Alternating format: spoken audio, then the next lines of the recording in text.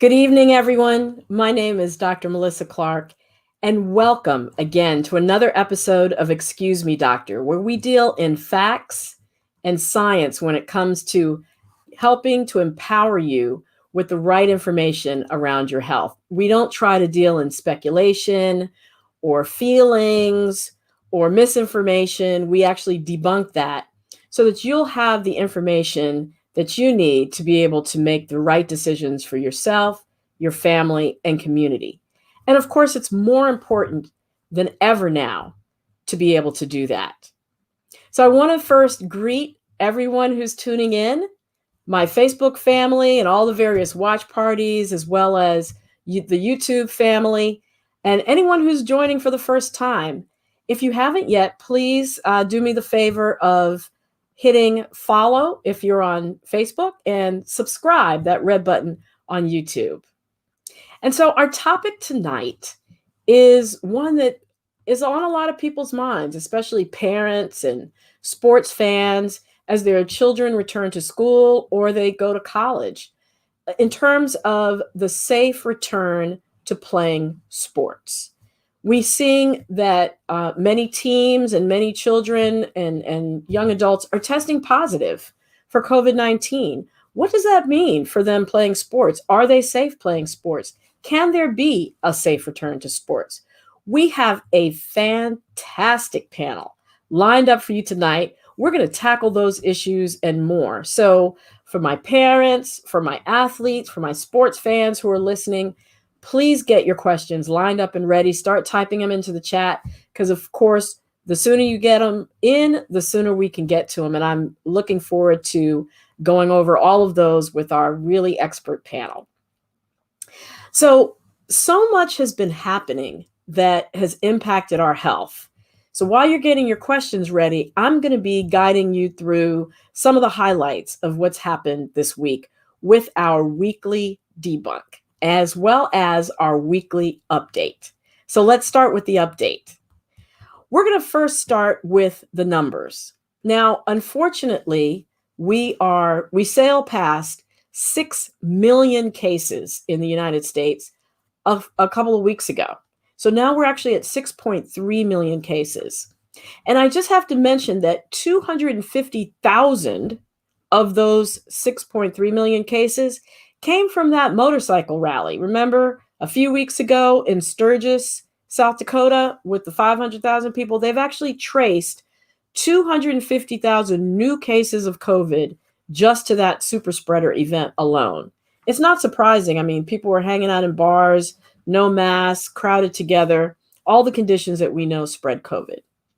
And then we also know that there have been 192,000 deaths, souls lost to COVID-19. We're still averaging about 1,000 deaths per day. The United States, India, Mexico, Brazil lead the countries in terms of the death toll from COVID-19. And in the United States, many of the Midwestern states now are not only coming up on top in terms of cases, but that's where the death count tends to be the highest now, as well as the ones that we all already knew in terms of Florida and Georgia and California. I want to, though, mention the good news, and that's that 3.7 million people have recovered from coronavirus. Some of those individuals will be the long haulers that we've heard about, but many hopefully will go on to totally beat it and get back to life as normal. So, speaking of Sturgis, why are we still having super spreader events? Well, there was a super spreader event in Maine, a wedding of just 60 people, which has now resulted in 147 cases and 3 deaths in the state of Maine, which had very few cases because it's very rural and there's not a lot of population. But this one wedding where the minister who officiated over the wedding doesn't even believe in COVID, so he went back to his church knowing that he was COVID positive and conducted church services and has ended up spreading it to his congregation. Someone else spread it to the school. Someone else spread it to the jail. So we're still having super spreader events like Sturgis and like this wedding 6 months into the pandemic, when it should be pretty obvious, it's pretty simple that we know what to do. And then we go to colleges, which also seem to now be a source of another source of super spreader events. We know that many colleges are having to shut down.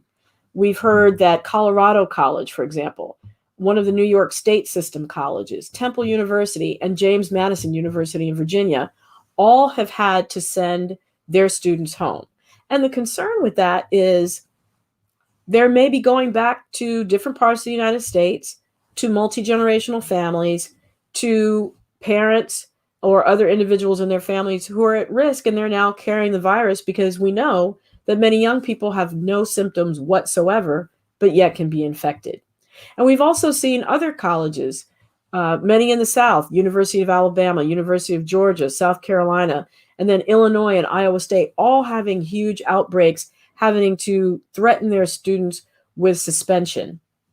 What role do they play in this, though, in terms of either the decision to come back or not clearly communicating the expectations and putting up boundaries, enough boundaries to ensure that students were able to comply from the get-go?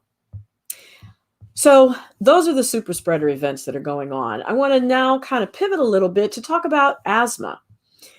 Does having asthma increase your risk of getting a severe case of COVID-19?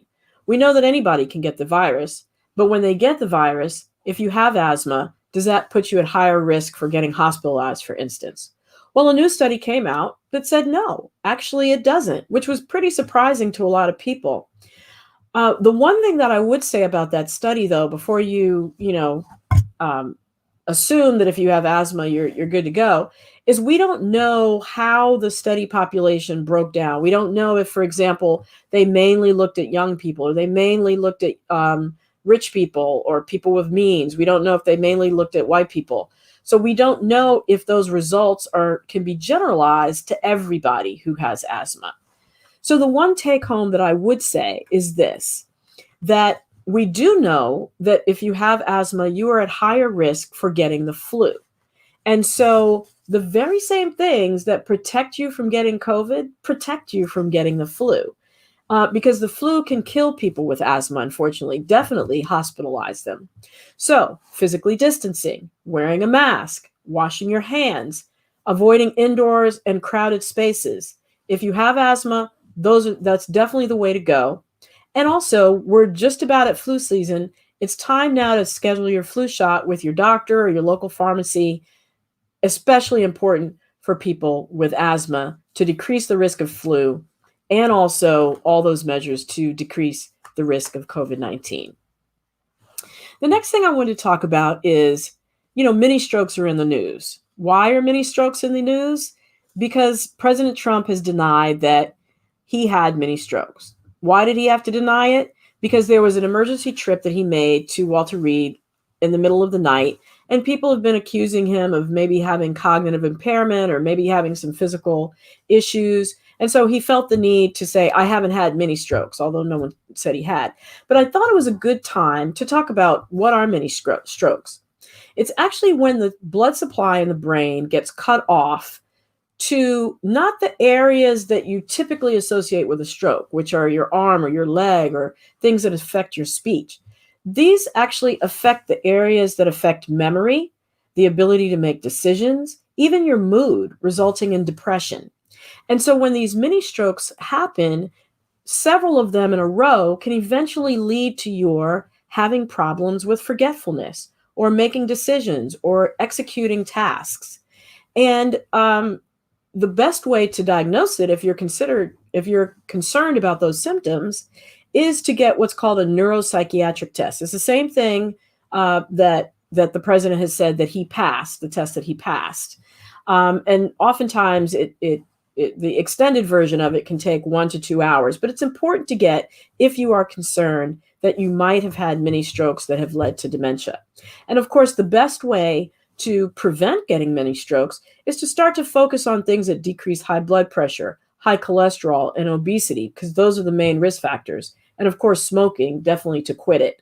So focusing on your nutrition, getting enough sleep every day, drinking enough water, reducing stress in your life on a daily basis, and praying, meditating, exercising, all those things that reduce stress. Because those things that I call exercising, of course, just moving every day. The 5 self-health actions that I describe in my book, Excuse Me, Doctor, which the name of the show is taken from, are the very things that can help you manage your risk of getting a mini stroke. And then the next thing that I want to talk about is vitamin D. Now, vitamin D, a lot of people know that it's good for you. A lot of people know that many people have lower levels of vitamin D. Well, they did a study about vitamin D and COVID. So they saw that people who had a normal vitamin D level before they got to the hospital with a diagnosis of COVID were twice less likely to be admitted to the hospital versus those people who had a low vitamin D level. They were more likely to get admitted to the hospital. Then there was another study that was done in Spain where people who were admitted to the hospital were given activated vitamin D that immediately goes into your bloodstream and raises your level. They found that those individuals who got the vitamin D on admission, only 2% of them ended up in the ICU, and none of them died. Versus the people who did not get the vitamin D, 50% of them ended up in the ICU, and 2 of them, unfortunately, passed away. What does that say? That says that we have an opportunity to have control over something that might affect our risk of COVID-19. The definitive studies haven't been done, but it's something that's pretty simple to do. Get 15 minutes of sunlight a day, at least. Also, focus on foods that are rich in vitamin D, like fatty fish like salmon and sardines, cod liver oil. I don't know how many of y'all took that as a kid, but that has the dose for dose, ounce for ounce, the highest level of vitamin D you can get in a food. And then, of course, get your vitamin D level checked by your doctor because they can prescribe vitamin supplements. 82% of African Americans have a low vitamin D level. 70% of Latinx people have a vitamin D deficiency. We know that those are the very populations that are highest risk for COVID-19. So focus on that vitamin D. And then the last thing I want to talk about is vaping. So with vaping, we know that there was a study done of 1,400 people aged 13 to 24, and it showed that they were at higher risk of getting COVID-19 than the general population. Part of that might be due to the fact that vaping deposits chemicals into your lungs that scar the lung. And we know that that's the same thing that puts tobacco smokers at higher risk for getting COVID-19. So it's important to keep in mind that some of the behaviors around vaping, like doing it in a group and sharing equipment, or touching your hands to your mouth as you bring the cigarette up to your lips, or even, the fact that when you vape, you're not wearing a mask. And if you're around other people, that's going to put you at higher risk for getting COVID. So those behaviors can also affect it too. The bottom line, if you vape, focus on not doing it around other people and also starting to cut back and move towards eliminating it, because it does scar the lungs and it puts you at risk definitely for COVID-19. So that is our recap for the week. And we're going to move now to our weekly debunk. The debunk. Only 6% of people have died from COVID-19. It is way overrated. That's the misinformation. This is the debunk. The CDC released these statistics of people dying from COVID-19 and what was on their death certificates. And it showed that only 6% of people listed COVID only as a diagnosis. The other 94% of people had COVID as the reason for death, but also had 2 to 3 other diagnoses that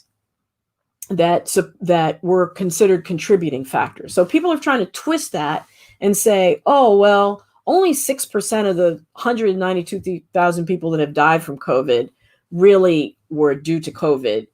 The other 94%, no. Well, let me say this about that.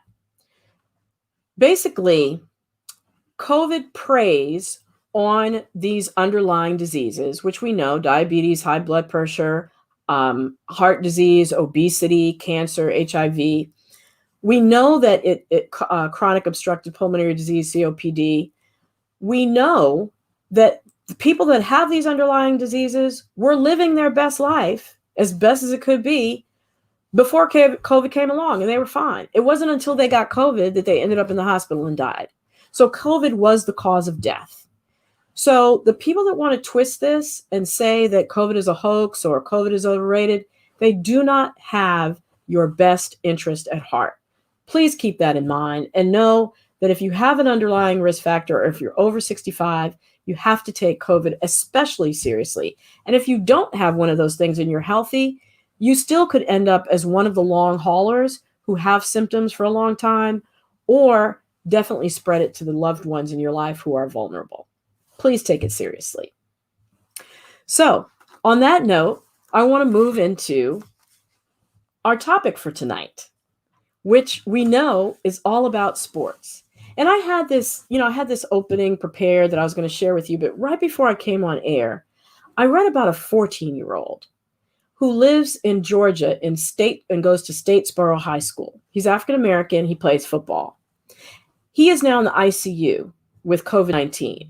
His mother had to take him to 3 different emergency rooms and his primary care pediatrician, several COVID tests before he finally got diagnosed. But the bottom line is his football team is now quarantined, 40 other kids at Statesboro High School who can't go to school now for 2 weeks. And so that sets up us to talk about the fact that the NBA is in a bubble, that the football and baseball leagues are returning to sports, but without folks in the stand.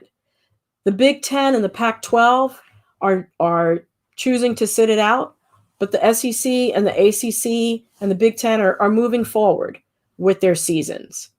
And then high school sports. Some high schools are closed down, but their sports team is still practicing. Or some schools are just shutting everything down. What I'm trying to say is there's no uniform standard for how we're going to approach sports in our society. Maybe that's good, maybe that's not. But we're going to delve into all those issues and more with our expert panel tonight. And I'm so pleased that they were able to join us. The first person I'd like to introduce is Jasper Jewell. He's the Director of Athletics for the Atlanta Public Schools. It's a position he's held since 2014. His career has been working with students from economically disadvantaged backgrounds and helping them break through the barriers and find success with their careers. He's been honored by the Georgia Athletic Directors Association and the National Interscholastic Athletic Administrators Association. Welcome, Jasper. Thank you so much for joining us. Thank you so much for having me. Absolutely. We're next going to bring on Mr. Kevin Anderson. He's the former college athletics director of California State University at Northridge, as well as the former athletic director of the NCAA Division I sports program of the University of Maryland, College Park, as well as he had that same position at the United States Military Academy. He's being inducted this year into the National Association of Collegiate Directors Athletics Hall of Fame. Thank you so much for joining us, Kevin. Thank you, Dr. Clarke. My pleasure.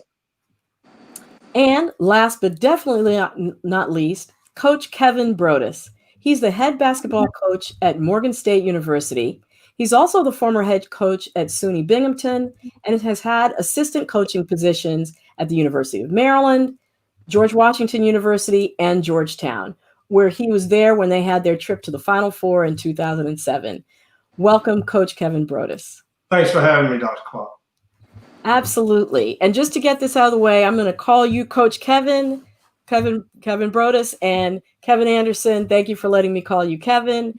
And we are going to jump right into this. So the very first thing, myocarditis. It's the elephant in the room. And it's just to define it for everybody who's listening, it's an inflammation of the heart muscle that happens occasionally after a viral infection. And we now know that with COVID-19, it definitely happens. Actually, the young man that I mentioned earlier, who's in the ICU now, the 14-year-old football player, has myocarditis. It's estimated that about 15% of Big Ten athletes with COVID go on to develop myocarditis. And it's actually the cause of sudden death in about 75 athletes per year, because again, it existed prior to COVID-19 associated with other viral infections. So how has this knowledge of COVID's effect on the heart changed the decision making about playing sports during this pandemic? And I'm going to address that first to Kevin Anderson.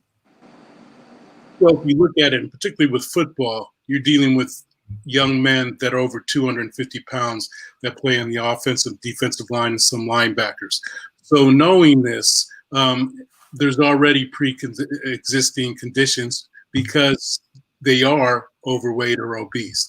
So, I mean, you're just bringing in more complications with knowing that with all the science and the medical information that we have. And I mean, you're putting all those young men at risk. Absolutely. Well, I also want to ask the same thing to Jasper. Now, of course, you're on the high school level. How do you think that that's weighed into the decision at the high school level to let athletes return to the field? It's funny that you say that. We had that exact situation take place down here in Atlanta, Georgia, at Georgia State University. One of the quarterbacks for Georgia State contracted COVID, and he in turn ended up having this condition and decided he opted out for the season. So what we've done, we have a great partner, Wellstar. And we're right now exploring options as to whether or not if a kid contracts COVID during training or during the actual season.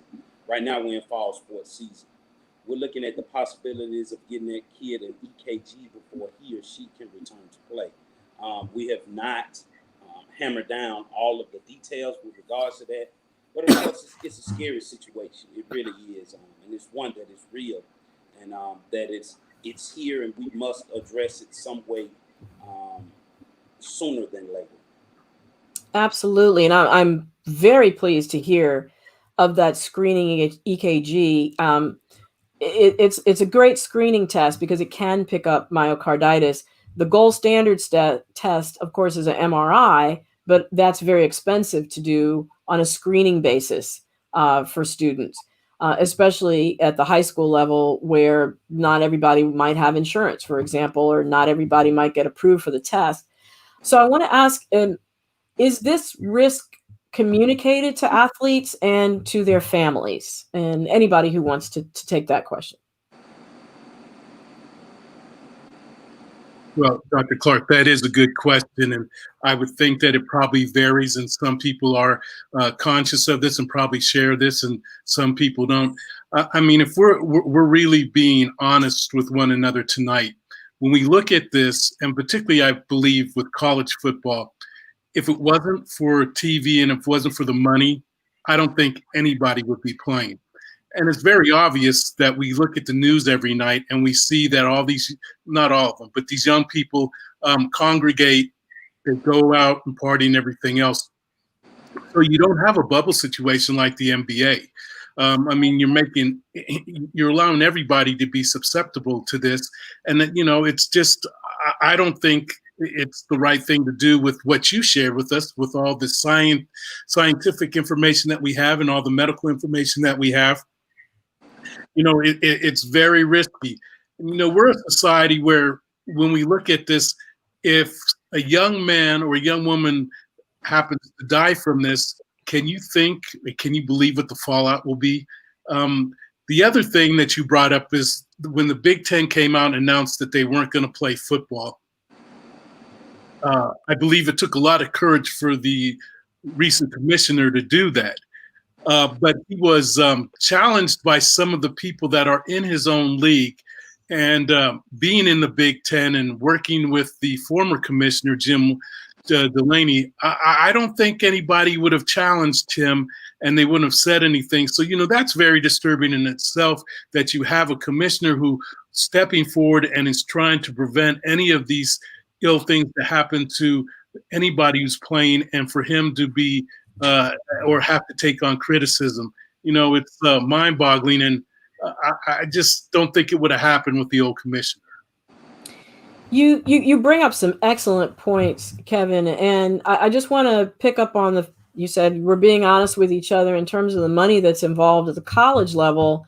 what is the actual revenue that's involved with? I'll ask for football and of course for basketball, since we have Coach Kevin here as well. Well, from the basketball standpoint of things, when you're talking about revenue, you're talking in billions of dollars TV money when it comes to March and April.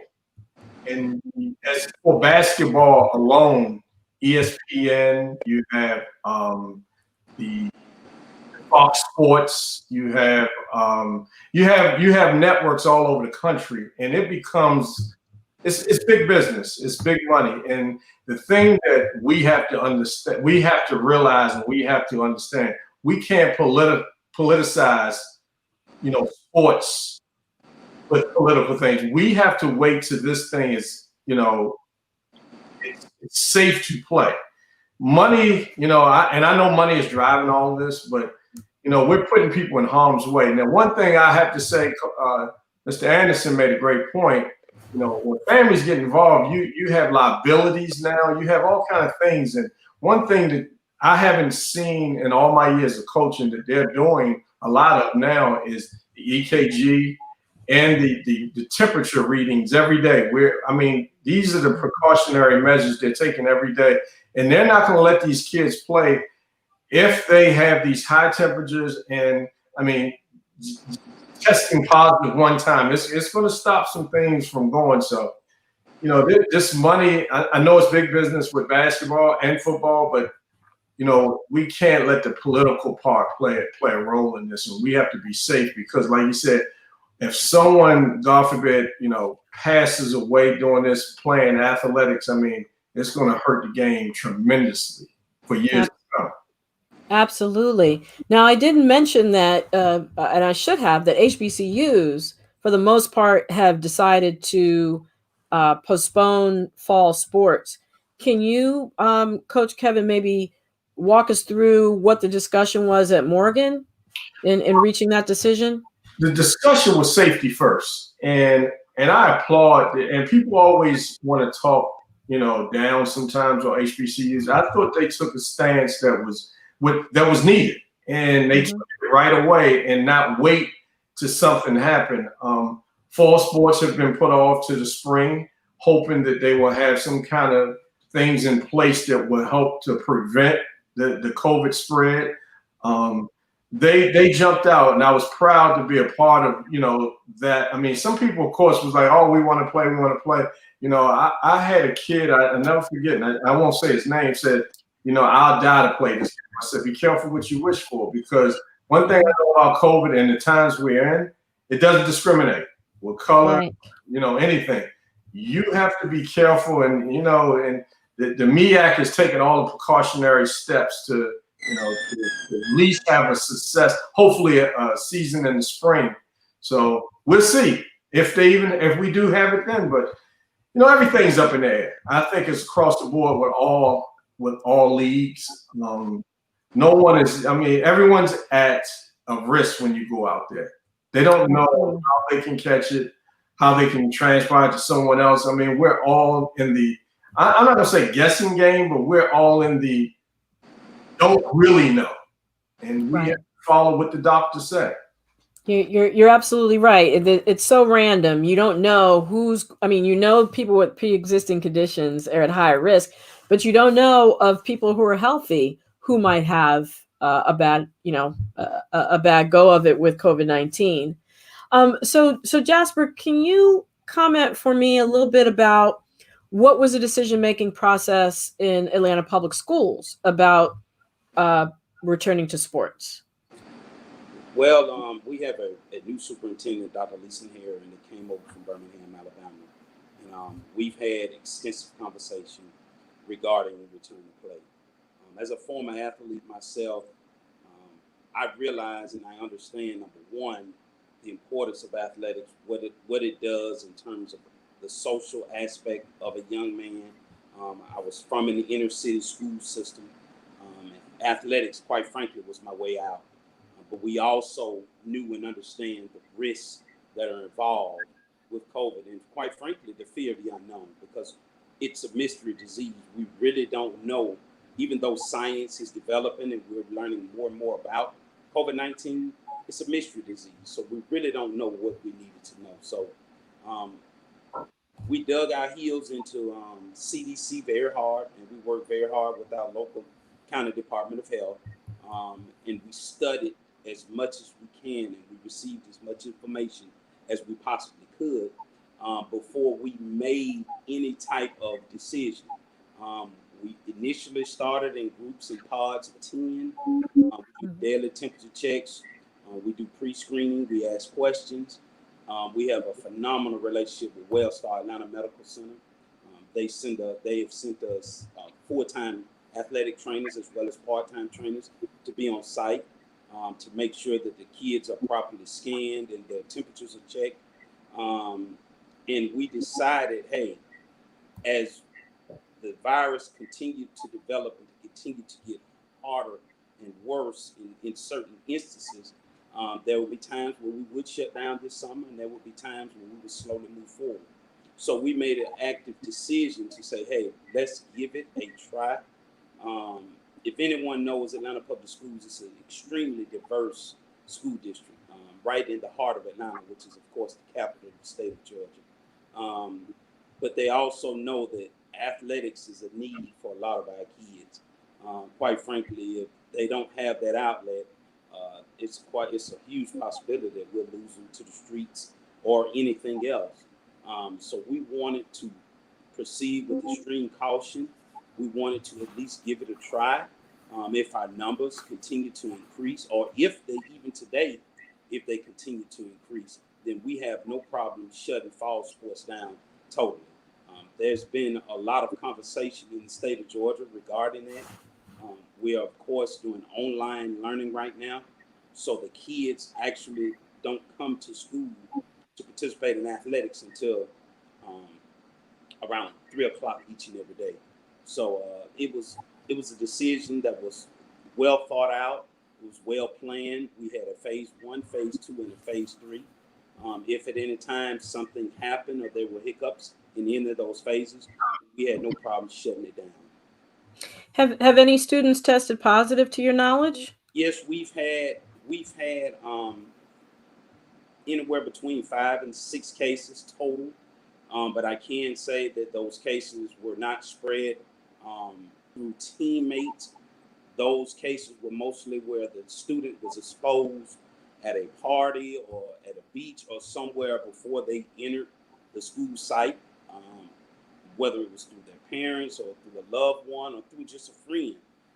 And they notified us immediately, and we did the proper steps in terms of quarantining all of the student athletes and made sure that they followed all the return to play protocols. And so just one other question along those lines. Is there mandatory testing before they start to play? And is there any sort of testing protocol? Because we know that even temperature checks and symptom checks don't necessarily work for 40% of people who will contract COVID. So is there any sort of, you mentioned your relationship with Wellstar, any kind of way that kids are either being required or facilitated in getting tested? Well, right now, we don't have a requirement for the kids to get tested because normally in instances where in a high school setting, normally your public schools, there would have to be a buy-in or a vote or a mandate from the Board of Education. If you were in a private school, then of course they can mandate testing as they do drug screening. So no, we don't have a mandatory testing. However, we have a facilitated situation to where we partner with Wellstar, and they're going to come on site to our high schools and start the process of giving random tests to our student athletes as well as our coaches. So we have to rely a lot on athletes being truthful, parents being truthful and forthright, as well as temperature screenings, and we have to adhere to any type of symptoms that they may have. So it's almost a gamble, but we felt that it was a gamble that it was worth to at least give it a try. And if it doesn't prove to be successful, then we have no problem shutting down athletics. So speaking of mandatory, and I guess this next question is for Kevin Anderson. if a vaccine comes out, would it be something that you think would be required of student athletes to take to be able to resume play in some of the leagues that have chosen to sit out for now? Yes, Dr. Clarke. I think that, once a vaccine comes out and it's available, I think that that's part of how we address the issues that we're talking about tonight, and how we can move forward, and how we could assume play again. I want to go back, if I may, just briefly and talk about something that Coach Kevin came up with. This is beyond the money. It's become political. And our leadership and the President of the United States went and talked to the commissioner of the Big Ten about starting and resuming play. And if you look at it, he didn't go to the Pac-12. He didn't address other people. He was looking and trying to make a political point out of this because of the swing states that the Big Ten represents when you talk about Ohio, Pennsylvania, and Wisconsin. So, and here's something that a leader who hasn't led because he does not wear a mask. He has people congregate without wearing masks, and it's not safe. So, this goes even much further than the money and everything else of this. And it's a sad state because it sends a different message to those people that we're trying to prevent have exposure to this. And so it creates all these mixed messages. I'm really glad that you brought up that point, because it seems that the SEC, the Big 12, and the ACC, the ones that have chosen to move forward with playing, appear to have more Southern schools in their ranks versus the Big 10 and the Pac-12. So what role do you think that the distribution of schools has played in the decision to either move forward in a given conference or not? Well, you look at this where Oklahoma State had to shut down their football practice because they had a number of athletes that were exposed. And if you look at some of these other schools that this has happened, there's once you experience that, and you have the technical knowledge better than I do, but once you experience that and you have 10 to 14 people on a team that have contracted the disease, what should you do then?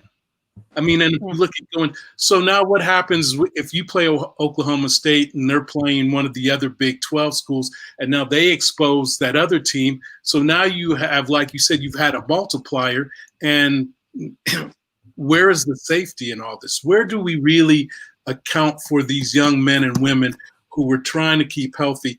And there's another aspect to this, Doctor. There's a lot of coaches that I have worked with that have these pre-existing conditions as well. And heart disease, diabetes, everything that you talked about, and then some. So now, and they're much older, and so now you expose them to these factors as well. It's just something that I don't know if we truly have. Well, I think we have put the thought behind it, but it's a matter of, do we do this to carry it on because of the financial implications, or we do it because of the safety and we're trying to prevent more people from being killed? The sad part about it is that we're looking at almost 200,000 Americans, Americans dying. When this first happened, and we were talking about, we don't think it will go over 100,000. Well, 100,000 is too many, but now we're going, the part about all this is that does it stop at 200,000? And part of what we're talking about tonight, we can create an environment and a resistance so we don't have the spread. But every day is a new day with the science and the public health experience and knowledge, and we need to take that into account. Well, we're definitely learning as we go along, but I think there are some things that are very clear in terms of, and I mentioned them before, physical distancing, wearing masks, not congregating in groups, and, being outdoors as much as possible and not congregating, especially indoors. We know that works. So for Coach Kevin, as you talk about working with your players, Jasper mentioned something I think is really important, and that's the mental health and emotional well-being that sports represents. How are you accounting or communicating with your team, sort of now that things are sort of not happening, and how is the mental health of the athletes in terms of their drive to stay fit in this downtime? How is all that being managed? The mental health for young men and women that play athletics, it's tough right now for the simple fact what they really want to do is play their sport. And we get that. The thing is, you have to have some tough conversations with them about life, and be careful what you say and what you wish for. We always talk about that. So we have some tough conversations with them. We have brought guys back from our program per weekly, 5 at a time. And by doing that, you can do little things in small groups, 1, 2 at a time. You can do certain things that you hope that won't affect them getting, the COVID. So we have done small things to keep their minds and their bodies more so not idle, to do, little things like we do weight sessions, 1 at a time. We do dummy offense with them. And sometimes the coaches are out there walking through them. We don't do a whole lot of stuff right now. We're just trying to keep them active. And sad to say, we're trying to keep them kind of tired too, so they won't go out afterwards and do the things that 18, 19, 20-year-olds do. And, if you look across the country, and Mr. Anderson was saying about, those swing states and the mid states, and I was thinking about it in the South, when you're talking about the SEC, these schools are wide open right now. That's why you're seeing certain schools having Alabama 1,000 cases, South Carolina 1,000 cases. I mean, the almighty dollar has played a big part in this, more so than people's health. But some of these kids, they're part of the problem because they don't abide by the rules. Now you have universities, Stanford, a lot of them are sending kids home. And I applaud the schools who said forget the financial standpoint because that's going to come. To say we're going to do this model so these kids can be safe. And initially it hurts because I know everyone is going to take a cut, a furlough, whatever, but you have to give and take to make this successful. When they came to us about it, it was like, cool. Cool. Hey, we got to do what we got to do to keep everyone safe, not just the kids, us too as educators and coaches, and we have to be safe. Like Coach Anderson was saying that, we're the ones probably closer at risk than these kids because of the age difference. But, we have to take all that in accountability. Absolutely. And you mentioned in terms of, we were talking about mental health of college athletes. I just wanted to go back to Jasper for a moment. One of the concerns in terms of, you mentioned sort of keeping kids off the street and keeping them busy, but in terms of the risk to their families, we talked about the risk to coaches. There was the 17-year-old young man who lost both of his parents. I believe he was a football player. I don't think he was in Atlanta public schools. I think he was in one of the suburbs. Yeah. But he had COVID, and he made the point of, I didn't know, my parents took all the precautions, right? They wore their masks, they physically distanced, they only left the house to go grocery shopping. I don't know how they got COVID, but he had COVID, but he was asymptomatic. And so when we're talking about how high school athletes, what kind of education is given to them in the context of playing about the kind of risk that they might be presenting to their parents when they go home? And then I would also kind of tag on to that. Have any parents approached you or taken their kids out of football because of that potential risk? Well, first and foremost, it's a slippery slope. It's one that, either side. In my shoes, you had individuals that were against us playing, which was honestly about 2% of the parent population, and you had another 98% that begged us to play because they felt that their kids needed that socialization. They needed that. So what we try to do every day. I try to talk to my school level ADs about each and every practice should end with a COVID educational period. That means you need to talk about the mitigated risk of being around individuals without masks, going to large gatherings, going out on the weekends. Here in the state of Georgia, a lot of our school athletes have contracted COVID from playing travel ball, AAU, things of that nature, where they have those large gatherings on the weekends. So we've tried to deter our athletes, not that we don't want them to be well-rounded student athletes, but we've tried to deter them from going to as many of those as we possibly could during their sports season.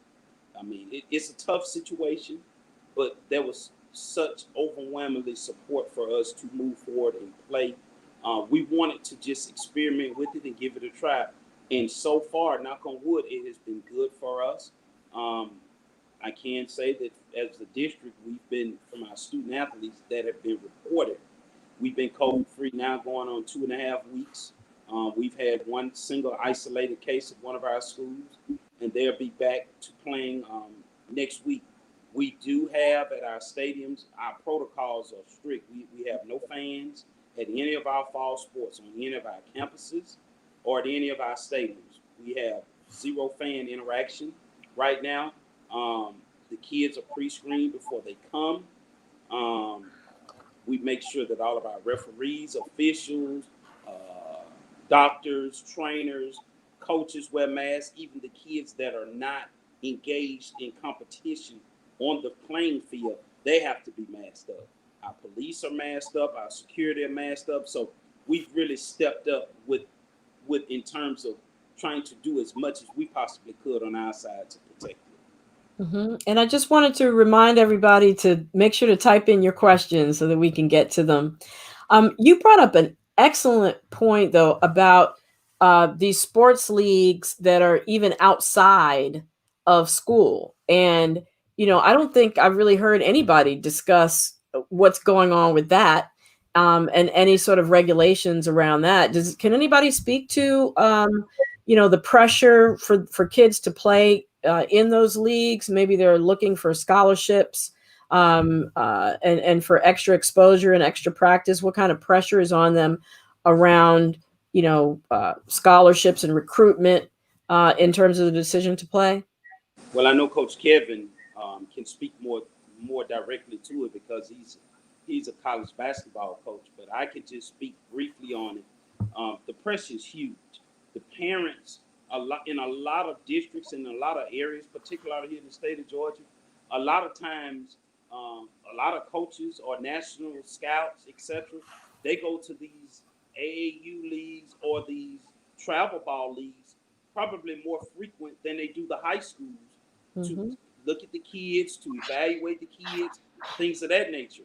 So the pressure is really on from the parents and from a kid perspective to perform and participate in it.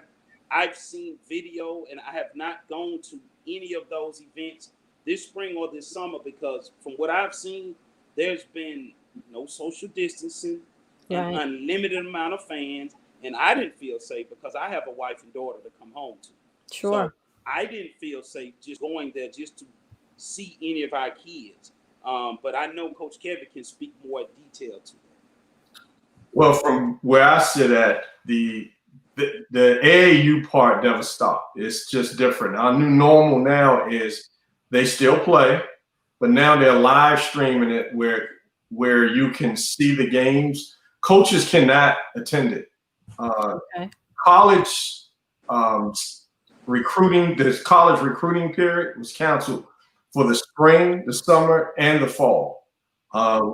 Right now, there's no end in sight until all this is cleared up. But I know like he said, it's a lot of pressure still going on. These kids are still planning these AAU events, and these people who are holding these events are charging still the same dollars. I mean, the money is so, everything is driven down by the money. And these kids are planning these events. They're paying to play.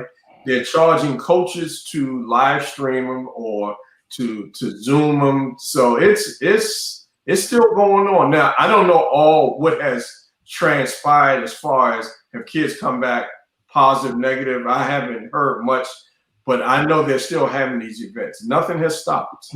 Wow. Excuse me, doctor. We have a question from Valerie Spalding Parker.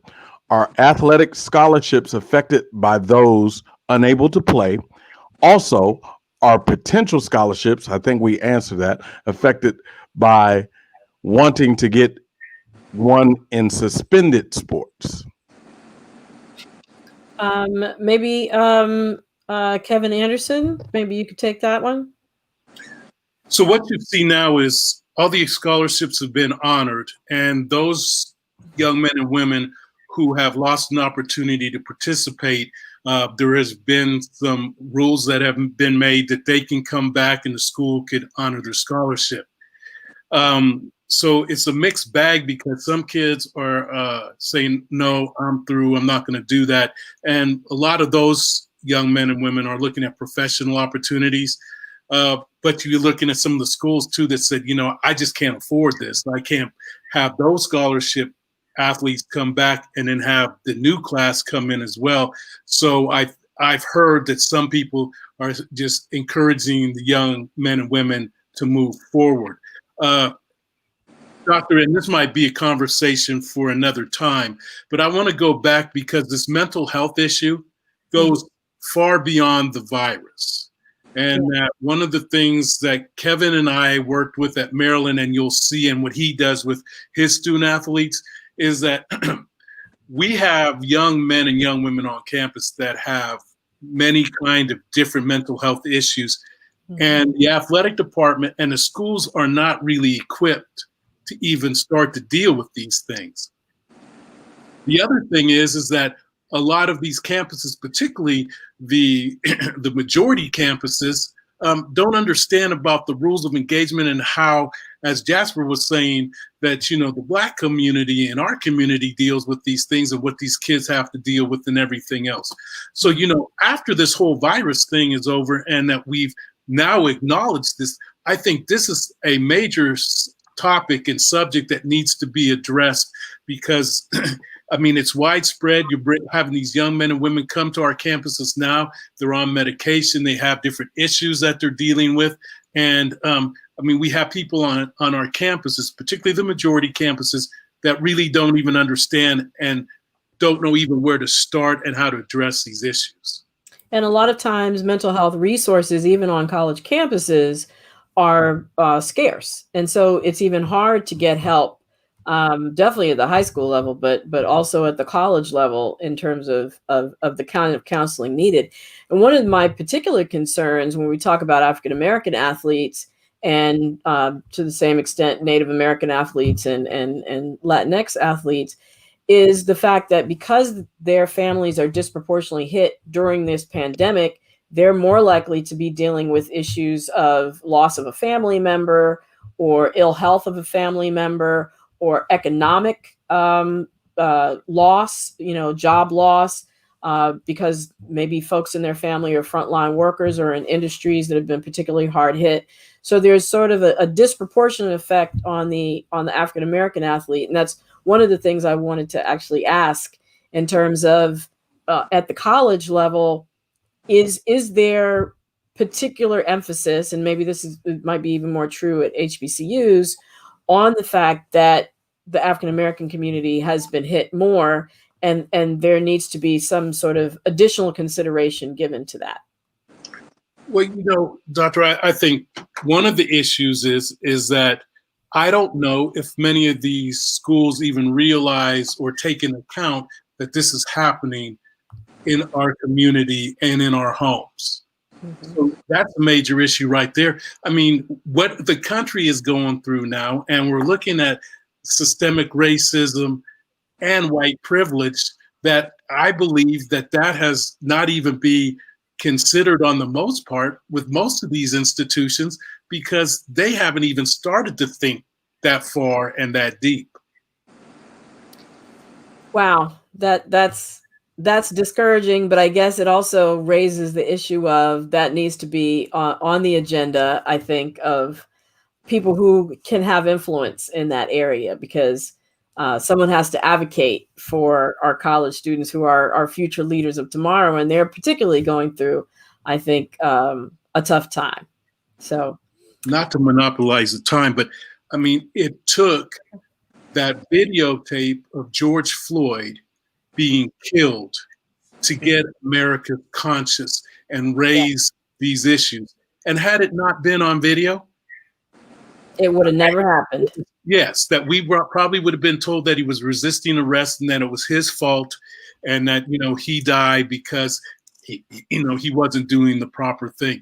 And I mean, we're looking at that now throughout the country, and I mean, that's just as bad as the virus, what we're dealing with now. I mean, we just witnessed what happened with that gentleman in Wisconsin, where he was shot 7 times in the back, and had that not been on video, I mean, that was just vicious. So, you know, besides the pandemic, we're dealing with another health issue with how Black Americans and Black males are treated by the police and everything else. So, I mean, and that's been an ongoing pandemic for hundreds of years. Yeah. And then from an HBCU perspective, I mean, given all these multiple pandemics that we have going on, I mean, just the stress of looking at these videos that come up on social media of someone getting shot in the back 7 times, of somebody being suffocated, of somebody's, you know, knee on somebody's neck, that's stressful in and of itself. Are there any special, in addition to everything going on with the pandemic, are there any specific ways that at Morgan that some of those issues are being addressed? Well, you know, for Morgan, school hasn't started yet. It starts tomorrow, actually. And I'm pretty sure it's going to be addressed with the students that are there. And the interesting part about for us is we're doing remote. Now, with that being said, we have about 300 or 400 students out of 8,000 coming on campus. And it's going to be a small number. And these kids are very active in the community, outside the community, and they're very vocal, which is encouraging. And we will see. That's all I can say, because like Mr. Anderson said, you know, and he ran a whole athletic program that's, I mean, at Maryland, that was bigger than big, that big as most out here. It's everywhere. It's not just HBCUs. It's almost, you have to look at it different, because we are who we are at HBCUs. We are the audience. When you go to a big university like the University of Maryland, we're just a minority. Right. We have to deal with the issues bigger. And he's run an athletic department that had to oversee all that and did a hell of a job. And I was there with him, and you know, and I hate to put him on the spot. He said something that will live with me the rest of my life. And he knows what I'm talking about, because, you know, these kids, the thing is, when people talk, and I always say, we have to listen and listen better. And I won't go into it, but it's more wide scope at a bigger university like there at University of Maryland than it is at HBCU, because you have a lot of people at those universities that don't look like us.